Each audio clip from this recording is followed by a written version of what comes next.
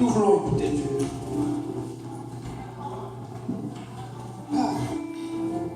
Dieu. Dieu le Seigneur, je veux que tu puisses me parler. Commence à parler à Dieu. Dis Seigneur, parle-moi. Dis Éternel, parle-moi. Parle à Dieu, parle à Dieu. Continue à parler à Dieu. Je suis que là dans ta maison.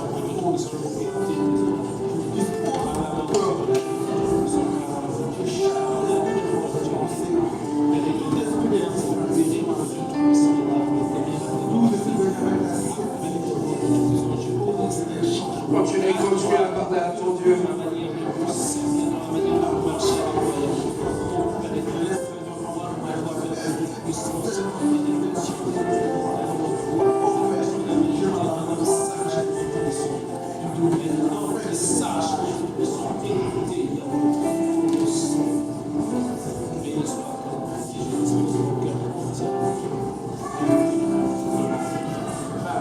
Nous avons ainsi prié. Dans les noms merveilleux et précieux de notre Seigneur Jésus-Christ, voilà pourquoi nous te disons gloire et louange à toi, Seigneur Jésus-Christ. Amen. Nous allons. Les thèmes. Il y a une petite, tu peux nous envoyer les thèmes. Nous allons rapidement prendre nos Bibles.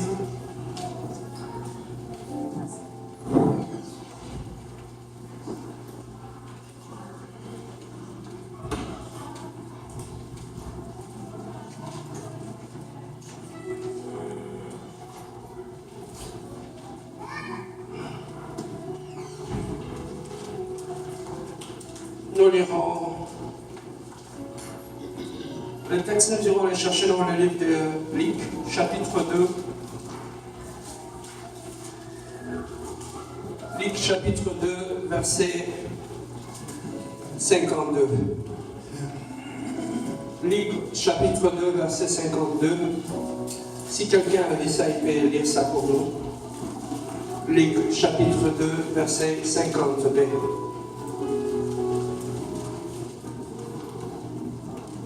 Luc 2, 52, je lis la parole du Seigneur. Amen. Et Jésus croissait en sagesse, en stature et en grâce, devant Dieu et devant les hommes. Parole du Seigneur. Amen. Est-ce que quelqu'un d'autre peut le lire dans une autre version?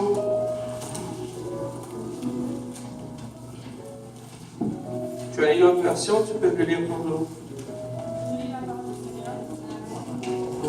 Jésus grandissait et progressait en sagesse, Il se rendait toujours plus agréable à Dieu et aux hommes. Réponds encore hier.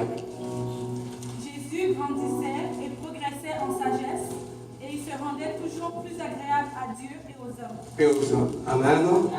Alors, le dernier verset, nous lirons dans le livre d'Ésaïe. Ésaïe, chapitre 11.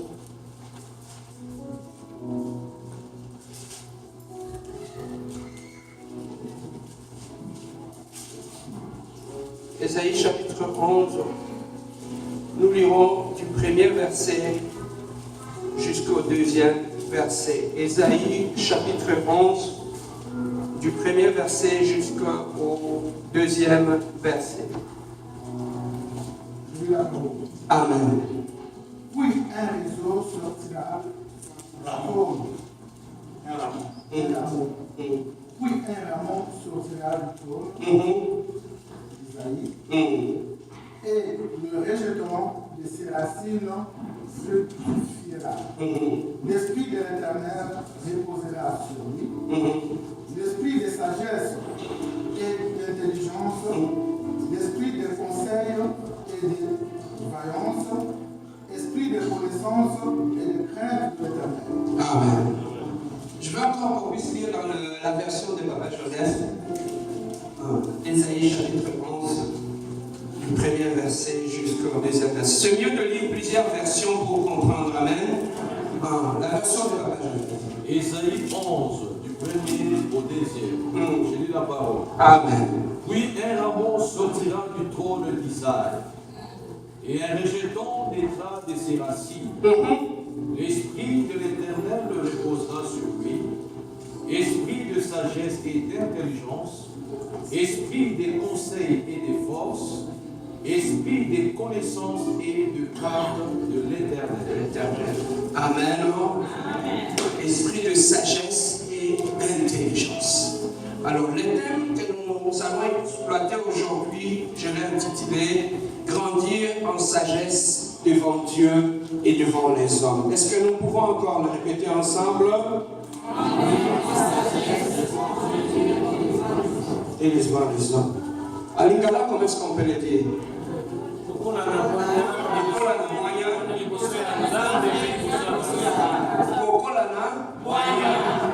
Liboso, liboso na.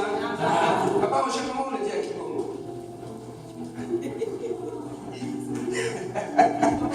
Il a oublié son Kikongo, Papa Roger. Je vois Papa. Kukola ne lungeni umeswa nzambi tona umeswa bantu. Amen. Est-ce qu'on peut donner une acclamation à Dieu? Oui, bien-aimés, les thèmes que je vais exploiter aujourd'hui, comme vous voyez dans les tableaux, je l'ai intitulé « Grandir en sagesse devant Dieu et devant les hommes ». Bien-aimés, la sagesse, c'est un thème qui est tellement immense. C'est un thème qui est tellement immense, qui touche tout le domaine de notre vie en tant qu'être humain. Bien-aimés, si nous pouvons le dire, l'Église, nous pouvons aussi l'appeler la maison de la sagesse, où nous allons puiser de la sagesse. Laissez-moi vous dire une chose. On a besoin de la sagesse dans tout le domaine de notre existence. Pour bien gérer ton couple, tu as besoin de la sagesse. Pour bien éduquer tes enfants, tu as besoin de la sagesse. Pour être une femme modèle, utile pour ton mari, tu as besoin de la sagesse. Pour diriger une église comme nous sommes ici, ça ne prend pas la connaissance biblique seulement ou la puissance, ça prend aussi la sagesse. Parce que vous réunissez plusieurs personnes qui viennent des horizons différents, de différentes classes sociales. Le mettre ensemble et les garder ensemble, il faut avoir une sagesse supérieure. On a besoin de la sagesse dans la vie. Pourquoi j'ai voulu qu'on puisse exploiter ce thème? Parce qu'en méditant la parole de Dieu, j'ai compris une chose. Pourquoi lorsque nous prions, Dieu n'exauce pas toutes les prières que nous faisons? Dieu n'exauce pas l'ignorance.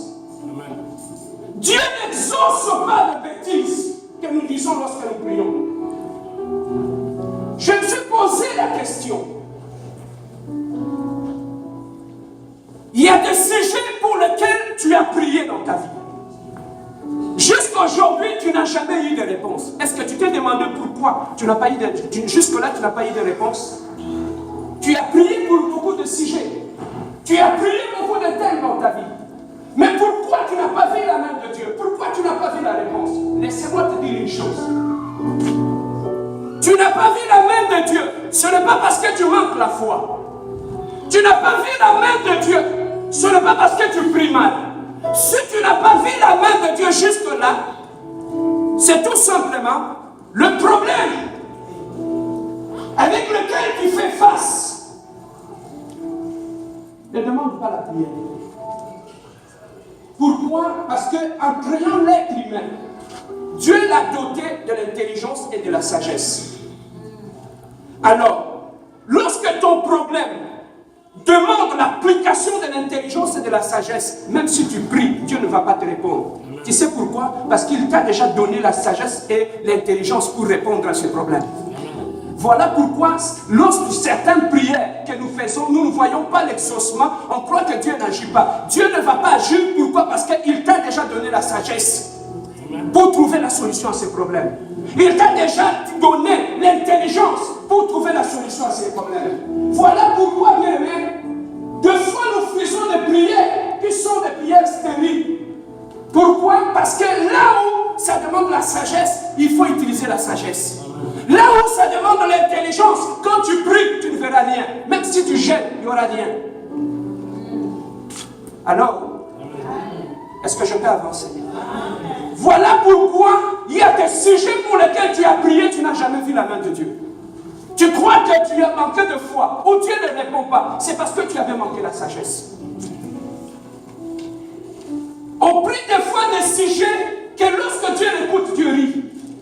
Il t'a déjà donné la réponse, mais tu continues à lui demander. Bien aimé, tout le problème de la vie ne demande pas que le jeûne et la prière. Il y a certains problèmes de la vie que tu peux les résoudre tout simplement en appliquant la sagesse, en appliquant l'intelligence que Dieu t'a donnée. Je peux rapidement ouvrir une parenthèse pour vous faire voir. Je donne un exemple. Je suis un homme, je ne suis pas marié. Je vais chercher à épouser une sœur. Je lui dis, je lui présente mon désir. Ce que je vais l'épouser. La sœur ne me répond pas, la sœur ne me parle pas, elle manifeste aucun signe d'amour à mon égard. Et moi, voyant tout cela, je continue à aller prier à Dieu. Seigneur, touche son cœur pour qu'il m'aime. Touche son cœur pour qu'il m'aime. Touche son cœur pour qu'il m'aime. Dieu ne va pas te répondre. L'amour est naturel. Il n'y a rien de spirituel là-dessus. Dans les fiançailles, tu commences déjà à prier pour que la personne t'aime. Mais comment on n'allait pas là-bas au super? J'allais lire un peu, pardon. Donc, il y a des sujets pour lesquels nous prions, Dieu n'exauce pas. Tout simplement parce qu'il sait qu'il t'a donné l'intelligence pour analyser, observer et prendre une décision. Vous êtes dans les fiançailles, l'homme te bat, il te ridiculise, il t'humilie. Tu continues à aller encore vers cette personne-là. Et tu viens tomber dans le pied de pasteur, Boni pasteur. Mais tu n'as pas l'intelligence pour comprendre que cet homme ne t'aime pas. Est-ce que je peux avancer? On s'embarque dans des relations où toi-même, il y a certains sujets, c'est certains problèmes de la vie. Ça ne demande même pas une prophétie. Ça ne demande pas la prophétie, juste ouvre tes yeux et vois. Tu continues à faire le surplace, c'est parce que tu ne veux pas utiliser la tête. Le problème chez nous, les chrétiens, on croit que quand on devient chrétien, on cesse de réfléchir. Alors,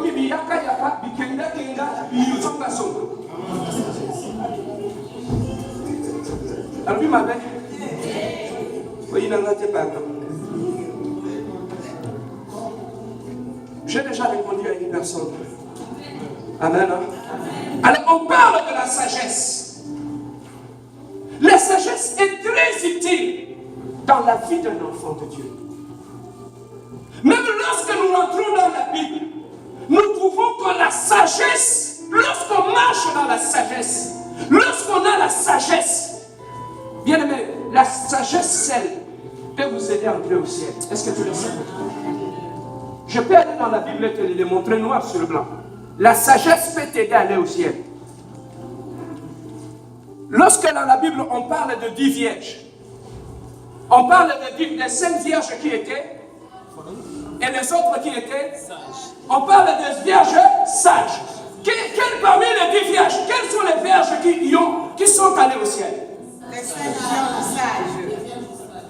Donc la sagesse peut t'aider à aller au ciel.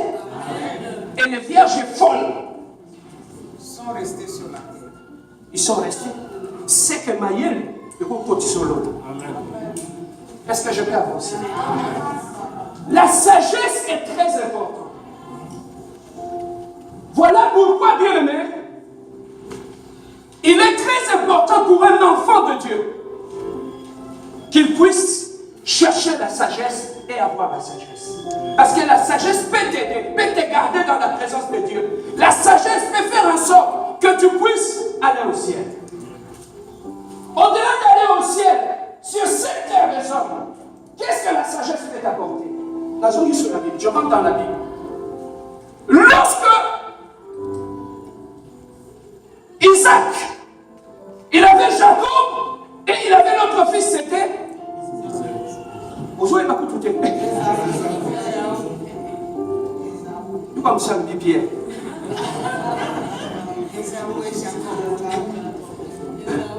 Ésaü et Jacob. Isaac avait deux fils, c'était Ésaü et Jacob. La Bible nous dit, et Jacob est venu nuitamment chercher la bénédiction du Père, n'est-ce pas? Son père avait prononcé des paroles de bénédiction sur l'enfant. L'enfant a été béni et il était parti. Et là où il était parti, il est allé dans la maison de son oncle, qui est là-bas. Il a commencé à travailler chez son oncle. La Bible nous dit, son oncle était tellement malin. Au lieu de le payer en termes d'argent, il lui a dit, le bétail, voilà comment il était tellement malin, il ne voulait pas le payer. Il ne voulait pas payer son neveu, il voulait le faire travailler inutilement. Il lui a dit, mon neveu, tu vas travailler pour moi. Moi, je vais te payer en termes de bétail. Le bétail qui vont sortir des couleurs avec des taches, je vais te le donner. Regardez comment les gens sont malins. Alors que son oncle savait que le bétail qu'il avait, il ne pouvait jamais mettre bas de petits qui avaient ce genre de couleur. Mais maintenant, il a utilisé cette stratégie pour exploiter son neveu sans le payer. Mais regardez la sagesse divine. Qu'est-ce que Jacob a vu? Il a dit, il verra. Il est allé au puits, là où le bête, il s'allait s'abreuver. Il a pris une sorte de fruit, il a mis ça dans l'eau. Et maintenant, quand le brebis de son oncle venait pour boire, ça changeait les gènes dans leur corps. Et quand il se reproduisait, il se reproduisait textuellement à la couleur que son oncle avait dit qu'il allait lui donner. Et c'est là que Jacob n'avait pas connu cela en chimie. Il n'est pas allé à l'école. C'est ce qu'on appelle la sagesse divine. La sagesse dans la vie, ça peut t'aider. Même lorsque quelqu'un veut te rouler, tu peux utiliser la sagesse divine pour le contourner et avoir ta bénédiction. Bon, est-ce qu'on peut donner une belle acclamation pour la sagesse de Dieu? Bon, on comprend sur le plan biblique que la sagesse peut t'aider sur cette terre des hommes à aller au ciel. La sagesse peut t'aider à t'en sortir par rapport à certaines situations de la vie. Amen. Hein? Alors, maintenant, Pasteur Serge, tu nous parles de la sagesse. C'est quoi la sagesse? Je vais chercher une définition simple. La sagesse, c'est le voie par lequel on passe pour donner des réponses à un problème. Une définition simple. La sagesse, c'est le voie par lequel on peut passer pour donner des réponses aux problèmes existentiels. Le problème de tous les jours. Pourquoi je dis que la sagesse est tellement utile? Bien aimé, la vie dans laquelle nous sommes sur cette terre des hommes, la vie est faite d'une chose. La vie est faite des décisions et des conséquences des décisions. Ça tourne dans notre vie. Chaque jour de ta vie, tu auras des décisions à prendre. Pour te lever le matin, aller au travail, tu as besoin de prendre une décision, de te lever. Pour aller au travail, pour aller prendre ton lunch au travail, tu as besoin de prendre une décision d'arrêter de travailler et d'aller manger. Pour rentrer chez toi à la maison, tu as besoin de prendre une décision de rentrer chez toi à la maison. Donc, dans la vie, c'est chaque jour que nous aurons des décisions à prendre. Alors, qu'est-ce qui fait que X a réussi, Y a échoué? C'est tout simplement X s'il a réussi, il avait pris les bonnes décisions qui ont fait qu'il a récolté des succès dans ce qu'il fait. Y n'a échoué parce que dans sa vie, il avait pris une série de mauvaises décisions qui ont fait qu'en retour, il a eu de mauvais résultats. Donc, la vie est faite de décisions et de conséquences des décisions. Alors, comme la vie est faite de décisions et de conséquences des décisions, pour avoir une bonne décision, tu as besoin de la sagesse. Voilà pourquoi aujourd'hui, je suis tout simplement venu faire la promotion de la sagesse. La sagesse dans la vie peut t'amener loin. Alors, lorsque nous lisons Paul, il catégorise la sagesse en 3 parties. Il y a la sagesse du monde et il y a la sagesse de princes et de rois de ces siècles et il y a la sagesse divine. Il y a 3 dimensions de sagesse. Il y a la dimension divine, il y a la dimension, la sagesse des hommes, et aussi il y a la sagesse de prince de ces mondes. Je reprends. Il y a la sagesse des hommes, il y a la sagesse de roi de ces mondes, et il y a la sagesse divine. Il y a 3 dimensions dans la sagesse. Alors, sur ces 3 dimensions, je vais commencer par la première sagesse. Ça veut dire la sagesse des hommes.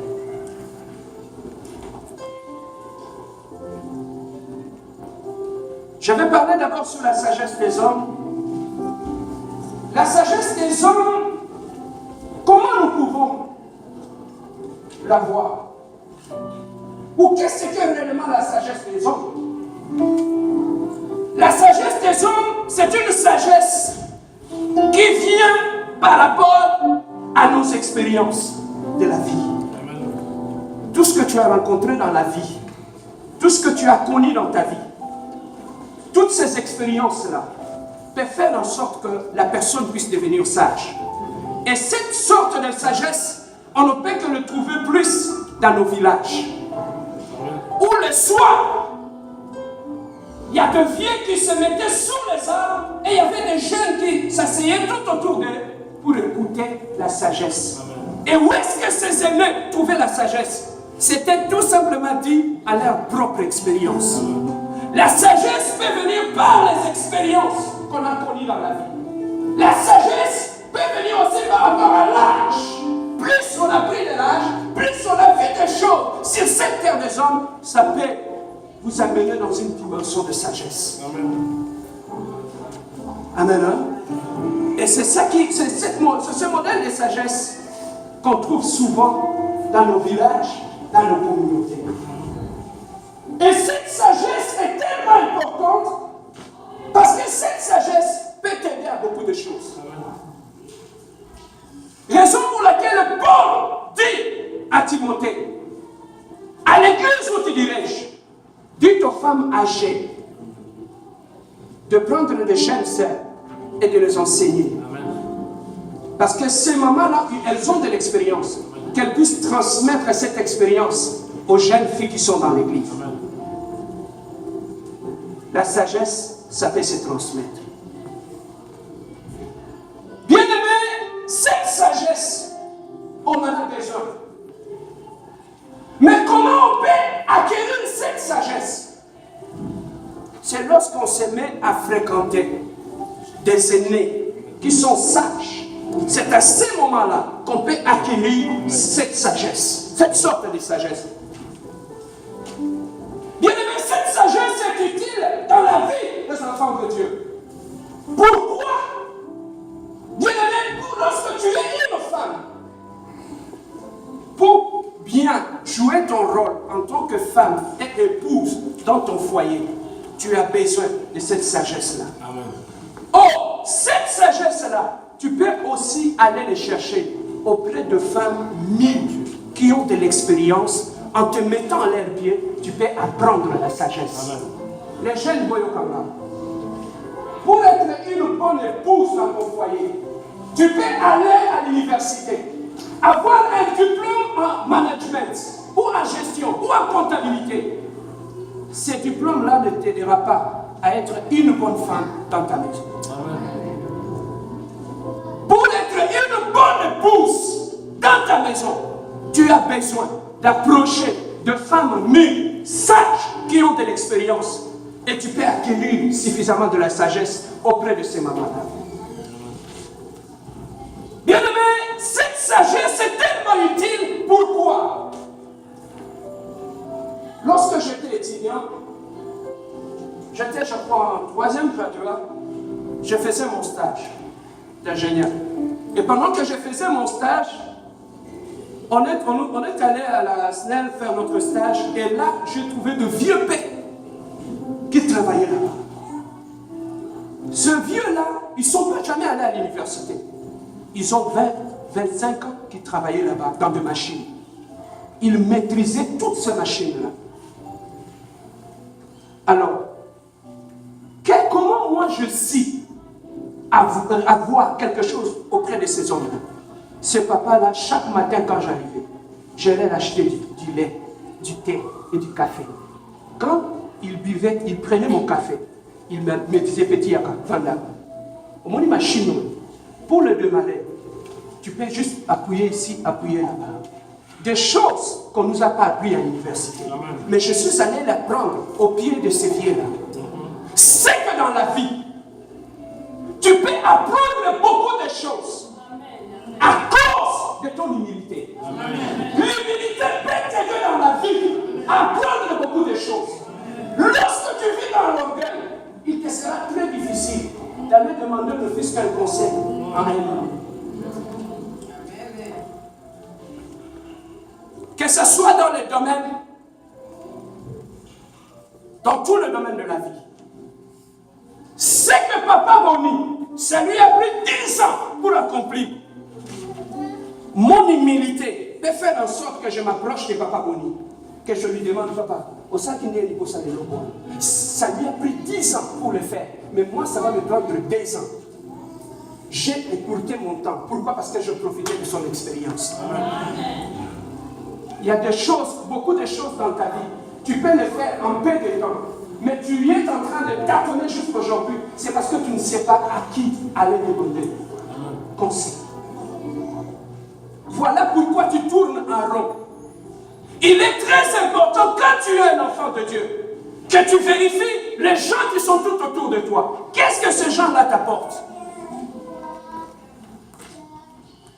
La sagesse qu'on peut avoir, on peut l'acquérir auprès des aînés. Tu vois une maman qui réussit son mariage. Tu peux aussi approcher cette maman-là. Maman, comment tu fais? Je te vois toujours souriante. Est-ce que dans ton mariage, il n'y a pas de problème? Qu'est-ce qui fait que malgré le problème, que tu es toujours belle, que tu es toujours souriante? Cette maman a des secrets. Tu peux l'approcher pour avoir des conseils par rapport à cette sagesse. Mais ce qui nous détruit aujourd'hui, nous les jeunes de la nouvelle génération, on connaît tout. On ne veut pas écouter les aînés. On croit qu'on connaît tout. Et on veut faire les choses par rapport à notre sagesse, à notre intelligence, et on se brûle les ailes. On ne veut pas approcher le maman qui a 10 ans, 20 ans de mariage. On va les faire à notre façon. C'est ça qui fait que tu vas la loyenge, tu continues à la loyenge, tu bommes les balles à peine à loyenge. Est-ce que je peux annoncer? On ne veut pas écouter les conseils. Même nous, les jeunes garçons, on ne veut pas écouter les conseils. Nos mamans prennent le temps d'encadrer les femmes, nos sœurs, avant d'aller au mariage. Quand tu vas aller au mariage, c'est comme ça qu'il faut te comporter. Voilà comment tu peux prendre soin de ton mari. La femme vient au mariage avec un bagage, avec de la connaissance. Mais les jeunes garçons qui se marient aujourd'hui, ils jouent au Nintendo dans le sous-sol de sa maman. Maman n'a rien musique. Et elle passe le bal. Et quand il va aller dans le mariage, il ne sait même pas comment sortir une poubelle et la mener sous la rue.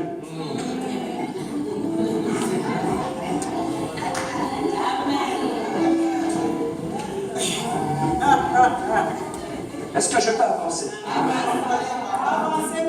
Nos jeunes sœurs se marient avec des bébés. On n'épouse pas un garçon, on épouse un homme. Quand tu as épousé un homme, tu n'auras pas besoin de lui demander de sortir les poubelles. Il va le faire.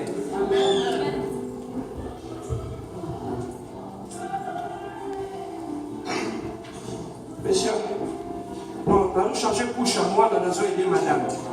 On a sani, on a changé couche à moi, on a aidé madame. Moi, on a déjà aidé.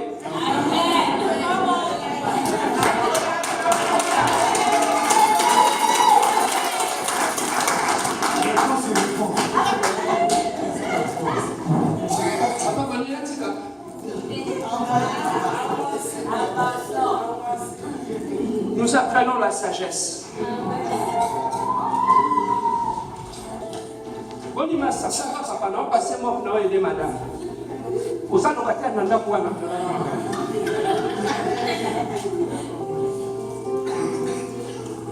bien aimé, c'est parce que nos jeunes garçons, ils ne savent pas aller approcher les aînés avant d'aller au mariage pour aller chercher des conseils. Il y en a combien? De jeunes garçons que tu connais qui veulent se marier et qui approchent les aînés pour aller chercher des conseils. Comment être un papa modèle? Il n'existe pas. On croit qu'on connaît tout. Comme tu sais jouer au Nintendo, tu crois que l'hiver appelle ça Nintendo? Ce n'est pas du PlayStation. Et c'est ça qu'on entre comme des bébés dans le mariage et on détruit tout dans nos mariages. Et c'est ça qui fait que des jeunes garçons mariés et ils n'arrivent pas à s'en sortir, il s'est fait brûler les ailes, il abandonne la femme et les enfants. Et là il s'en va, il rentre dans le sous-sol de sa maman et il va aller se reposer. Où sont tes enfants? Tu penses qu'un homme qui est responsable, il peut dormir et se réveiller, il ne sait même pas si ses enfants ont mangé ou pas? Tu sais que le pasteur, il faut tout poser la question avant de balayer sa balance. Et on amène les jeunes qui sont sans expérience, ils viennent des fois, on leur écrit des choses dans le bout de papier. Lis. Et il lit. Quand il rentre à la maison, il ne sait même pas qu'est-ce qu'il a dit.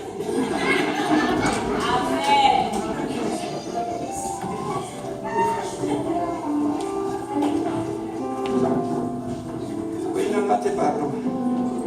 Nous sommes en train de nous aider. Amen. La sagesse est très utile dans la vie. Mais pour acquérir la sagesse, tu as besoin d'abord, de l'humilité. L'humilité, bien aimé, il y a un adage qu'on dit, je vais le dire en français, mais je le dis en lingala. Sol moye bakola, il faut y bakolula. Hein? Sol moye bakola, il faut y bakola.